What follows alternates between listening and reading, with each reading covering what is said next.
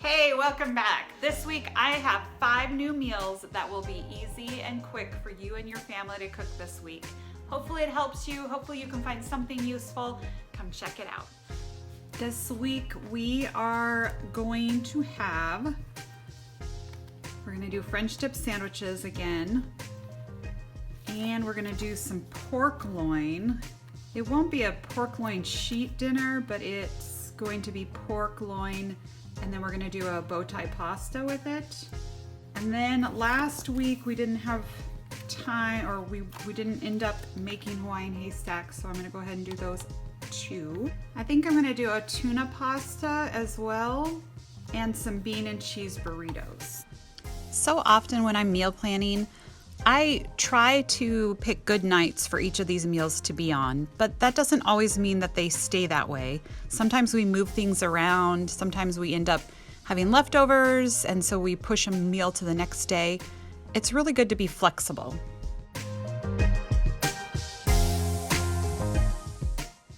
For these Hawaiian haystacks, I used my favorite brand of cream of chicken soup, 2 cans of that. And then a little bit of sour cream, maybe a half a cup or 3/4 of a cup. You mix that all up, and then you can I added a little bit of extra seasoning, but you don't have to. This was like a buttery poultry blend, and then some salt and pepper, and mix that up. Now I took 2 cans of the chicken, and one of them I did not drain because I wanted to thin the soup a little bit, but the other one I did drain. I didn't want the gravy to be too watery. And then I mixed it up to break up the chicken so it was in smaller chunks. And that's your sauce, super easy. I cooked my microwave rice, and that was pretty easy. And then I cut up different toppings that people could choose from. Hawaiian haystacks typically has pineapple and almonds and chow mein noodles and coconut, but if you don't like those things, you don't have to have them. I also did some red peppers and tomatoes and green onions. And I had these caramelized onions as well, so I threw those on there. I don't usually, but that's what I did. And it was delicious. I haven't had this for a long time. I don't know if you've ever had these before, but they're pretty good.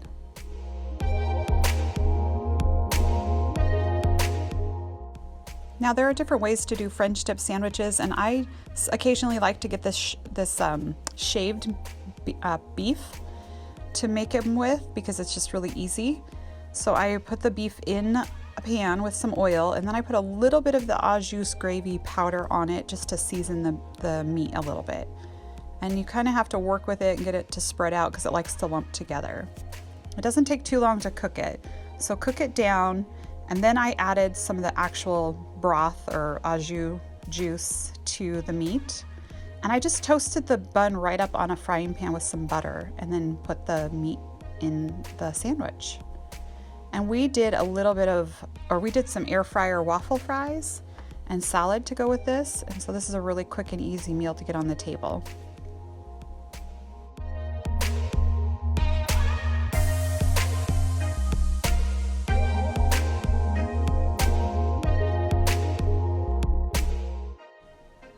For this pasta, I started by making my own seasoning for the pork loin with oregano and thyme, and some garlic powder. Then I added some parsley, cayenne pepper, some smoked paprika, onion powder, some salt, and pepper. Now I mixed that together, and I forgot to push record when I rubbed that onto the pork loins, but I just put them on a baking sheet and rubbed that into the meat and baked it. While the meat is cooking, I boiled the water and added my noodles. Those are going to take like 12 minutes or so to boil. While those are cooking, I started the sauce, which was starting with butter, and I added chopped garlic and some onion powder, some more paprika. We like a lot of seasoning in our home. Oregano, and some basil, some red pepper, Then I started whisking in my flour. Now I probably would have added more flour because I did end up adding more later. So I added a little bit of chicken broth to get that all stirred, and then I added the rest of the chicken broth and some more salt and cream. And like I said, it wasn't quite thick enough, so I ended up adding a little more milk and flour mixture together. Now you're gonna roast the tenderloin at 425 for 25 to 30 minutes. It should be 145 degrees Fahrenheit, internal temperature. Then I just cut mine up, and you can serve it just like that, or you can cut it up smaller and add it to the sauce, which is what I did. So once my sauce was ready, I added the pork right to it. And then I added the Parmesan cheese. Now you want the heat off at this point, and you're just slightly melting the cheese. Then I put my noodles into my serving bowl, put my sauce on top and mixed it up, spread it with a little bit more Parmesan, and it was ready to serve. Now we ate this with a salad, and it was very delicious.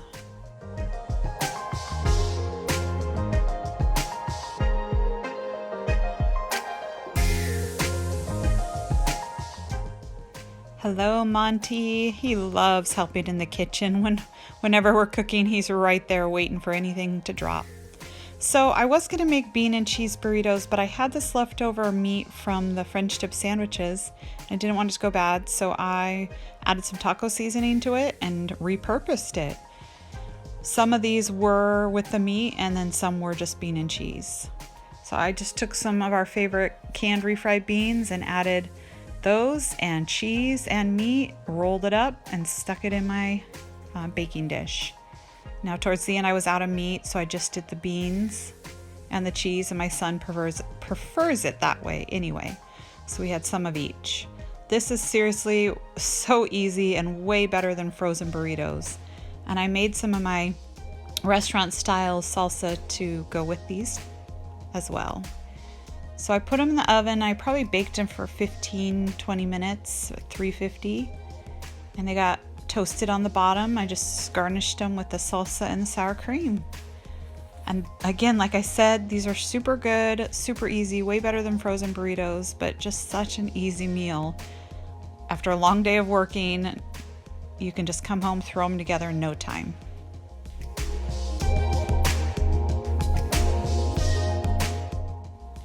So I am not a huge pasta fan. So 2 meals with pasta in 1 week is kind of a big deal.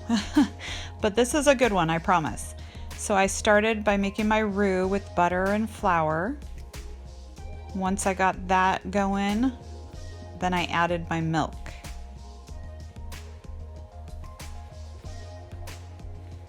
And whisked in the milk to get rid of the lumps.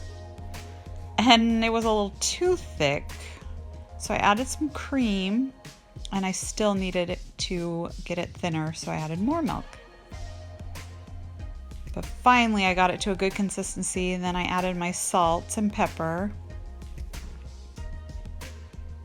And then I added parsley, oregano, onion powder, garlic powder, and Worcestershire sauce. Oh, and a little cumin. And red pepper just for a little kick, but you can leave this out if you don't like the spice. Mix that up well, and then add a little more salt and my Parmesan. And then I opened and drained 2 cans of tuna. Now if you want to try a different variation on this recipe, you can fry up the tuna in butter and garlic before you start making the sauce. But again, you just break apart these chunks of tuna, and then when the noodles were done cooking, I added a little olive oil to them to keep them from sticking. And I also, for a vegetable, I've done this before and it's really handy. I just get those big tubs of super green, baby super greens, and I just wilt it down. And it makes a great little side vegetable, something a little different than your typical, I don't know, green beans or whatever people eat on the side. And so that worked out pretty well. Salt and peppered those. And it doesn't take long, probably just 4 or 5 minutes total. So I had all my stuff ready to go and I put it together, put my noodles in a serving bowl, and then I put my sauce on top, stirred that together, and it was ready to serve. This is a really tasty, easy pasta, and if you want something a little different, tuna actually is not bad in pasta, so give it a try.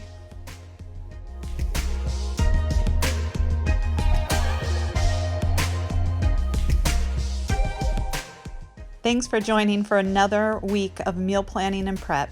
I hope you found something helpful, and I hope to see you again here next week. Bye-bye.